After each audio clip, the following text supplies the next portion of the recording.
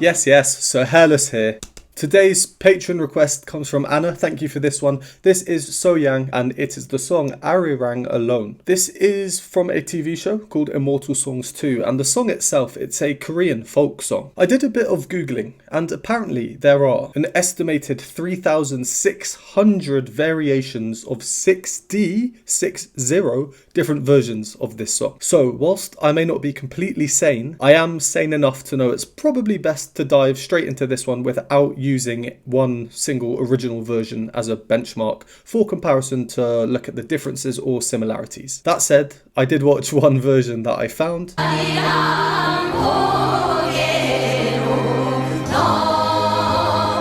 This is my third reaction to Sohyang. My first two were Bridge Over Troubled Water and Lean On Me, both covers of very famous songs with a clear original song. If you enjoyed this video and you'd like to check out my previous reactions to Sohyang, please do so in the playlist card up here or down below. Apparently, Arirang is a national symbol of Korea, representing the country's past and modern history.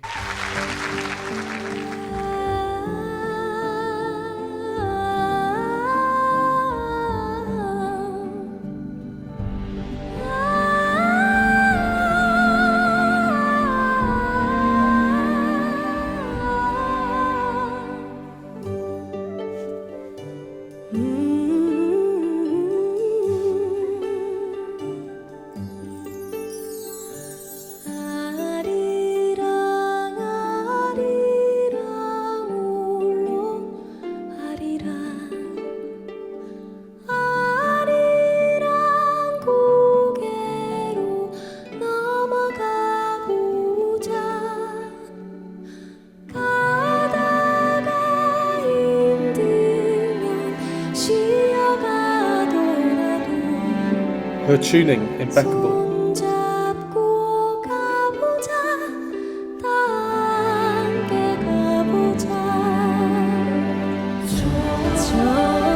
Right, sorry, my face was probably looking a bit confused for some of that. I'll get into that in a bit. Don't worry, I do enjoy this so far. Very nice. If it's your first time watching, this is where we do our pause. It helps with copyright. I'll go over some analysis of what we've heard in that first minute or so. If you don't want to hear my thoughts or analysis, go to the timestamp. It's a very nice opening, very mystical.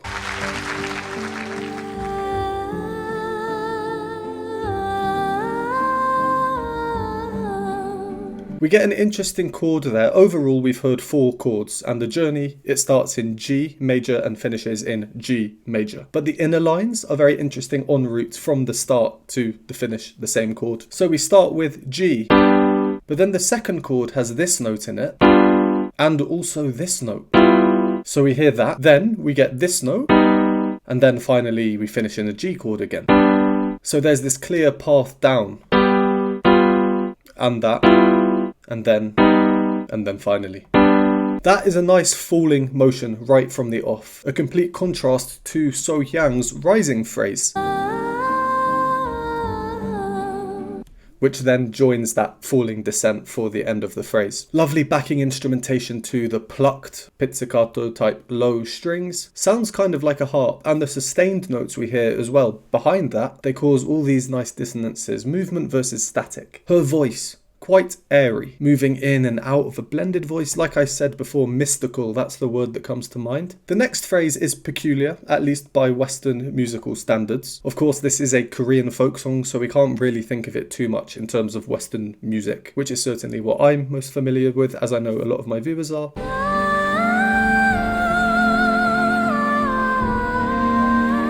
We can hear the different scale to what we might expect though. And then that's what we might expect based on the harmony. But instead, Sohyang sings this note, which means her phrase ends, and then a chromatic inflection here. And her note here clashes with this one, which is the one that we might have expected, which we do hear in the instrument in the background. These clashes, they're not subtle.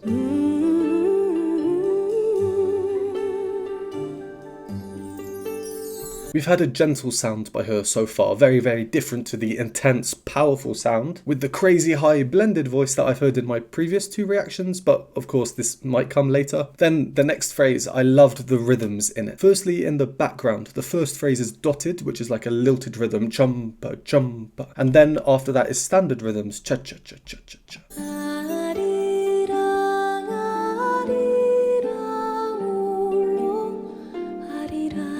And then the third phrase, we start to get syncopations. There was a rest where we expected a strong beat, and then a strong beat where we wouldn't have expected it. The fact that it's a plucked instrument, that really makes these differences more prominent, just owing to the nature of plucked instruments.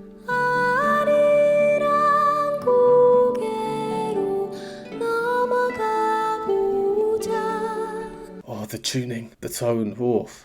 Anyway, her melody, it's mostly standard. There's nothing crazy, at least rhythmically, and melodically too. It's just very, very charming. Her voice, though, when she chooses to use straight tone versus vibrato with the wobbles.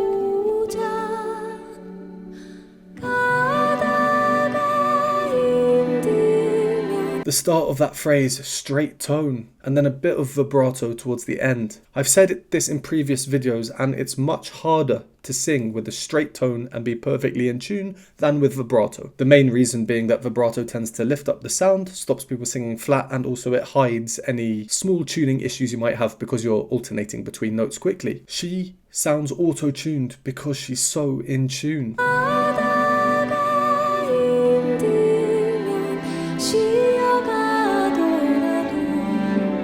And the harmony when the other instruments enter, more standard overall. It's harmonically very sound. We get some nice chromaticism there. There, though, when the plucking is the main accompaniment, the harmony is very non-standard. We have a few notes that we just would not expect to hear together. They cause clashes, and this kind of sets a precedent for the rest of the performance. Whilst it is so charming and sweet, there is an air of mysticism to it, and I think the occasional strange harmonies really add to this, kind of like an element of uncertainty. And when I say strange harmonies, this isn't opinion. Well, technically it is, but it's physics. It's the frequencies of the notes. For example, there's a reason this interval is known as the devil's interval, whereas these intervals, for example, are not. It's because the frequencies of those notes align with each other much better than these notes do. When the frequencies align better, they sound nicer, a bit more pleasant. Oh, okay, sorry, that was quite a lot. Let's carry on.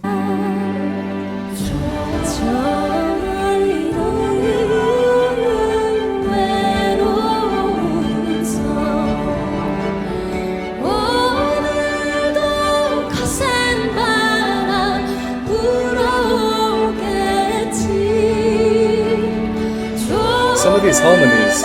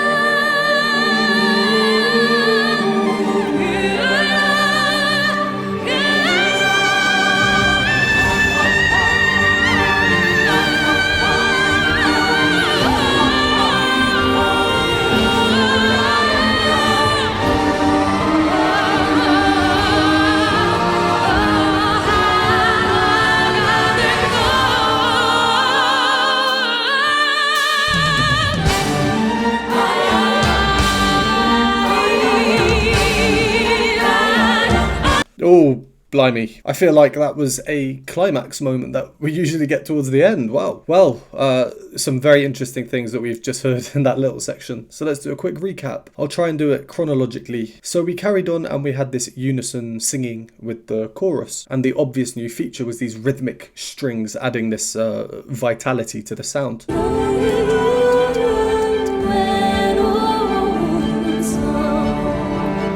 And still some peculiar harmonies in the lower instruments especially.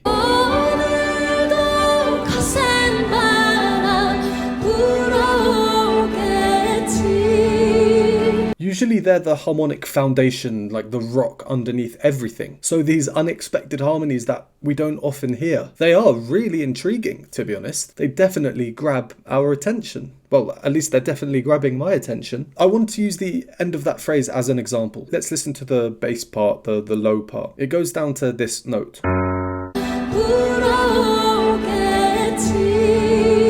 There. So it goes down to here.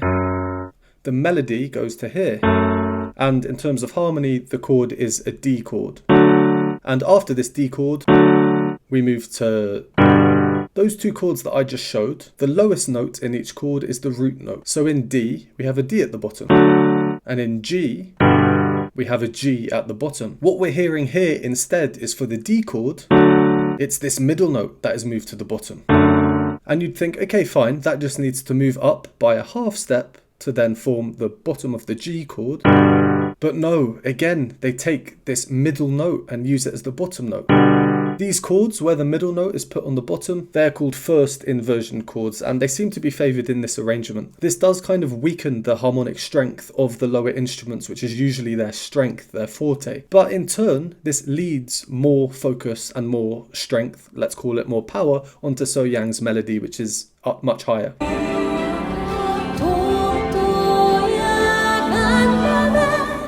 The harmonies, yeah, they're strange. They're not used to what I'm hearing. I won't go into any more detail because there's so much going on, loads of things I'm hearing. I would not have thought that I would like this, but I do. I do like it a lot. It's different and it's super, super engaging for my ear.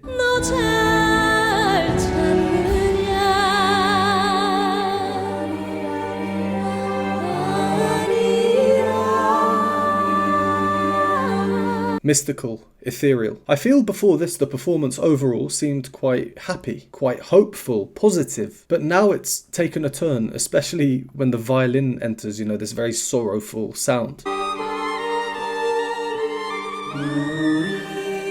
And then we get the wow moment.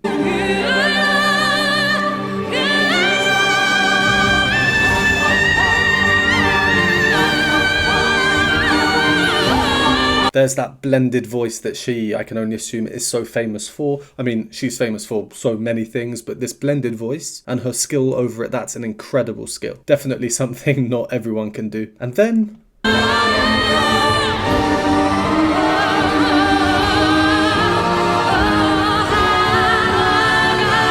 this screeching slide up, this glissando in the violin, and again an unexpected chord progression.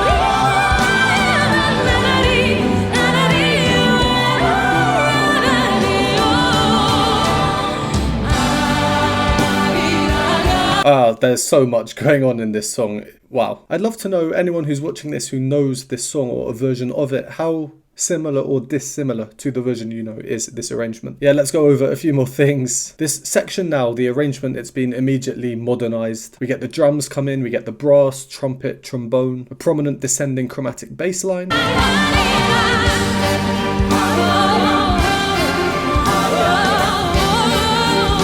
Quite jazzy in a way. More in the style of soul, though. And sorry, just another example of unexpected harmony. This section ends with a tierce de Picardy, which you might know as a Picardy third, basically means an overall minor or sadder piece of music, in this case a section, ends in major, so a happier sounding chord. So we finish with this chord. But then Sohyang does this. And she finishes on this note here, which is what turns that chord minor. So we have that at the same time as the major chord. And that's the sound. It's a very obvious clash, very intentional, obviously. It's surprising. And there was another bit in the backing instrumentation. There's one that's just repeating this note. It's in between notes as well. But effectively what's happening is we're hearing this. That chord, but then the note is... and it's just being repeated. I probably need more context on this song and on this arrangement. I'm told Sohyang does all of her arrangements, so if this is the case, there must be a reason why there's all these unexpected and seemingly nonsensical harmonic choices in there. Maybe it's a cultural thing to do with the song that I'm just not aware of. It's not a bad thing. The words that I use, like strange or peculiar, they might seem negative, but it's not. It's just different. And going back to the point of the frequencies, it defies many of the laws of physics about what makes a sound nice. As I said before, I do like it. We then get a lot of growth in the sound, everything moving up in terms of pitch and volume, more instruments playing, thicker texture.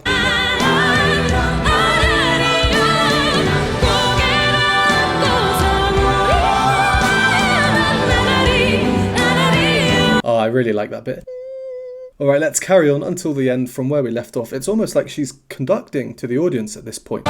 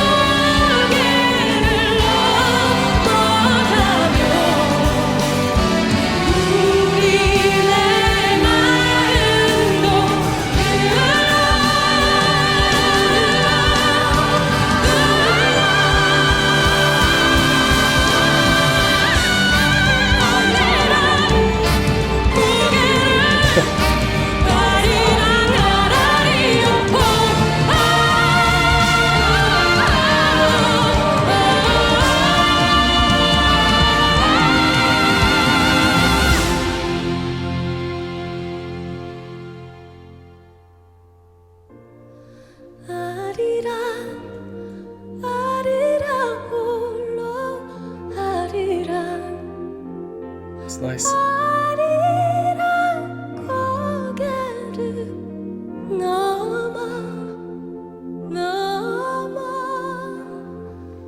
Got goosebumps.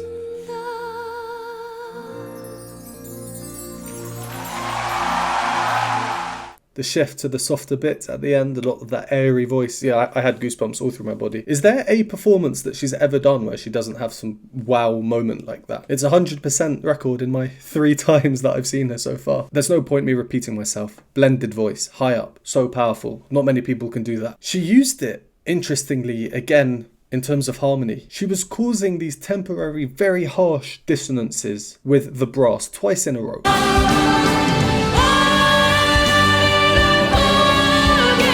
By starting on the note and then sliding up. Yeah, I'd really love to know why the arrangement's done this way. These clashes, these dissonances, they do cause tension, and they are very, very intentional. It's just a crazy voice she has, really, isn't it? The tuning, the intonation, the control.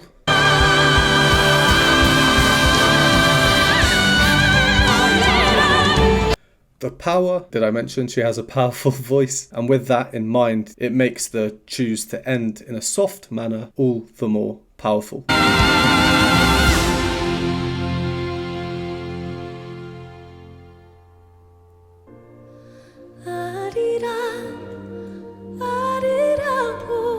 Ending as we started.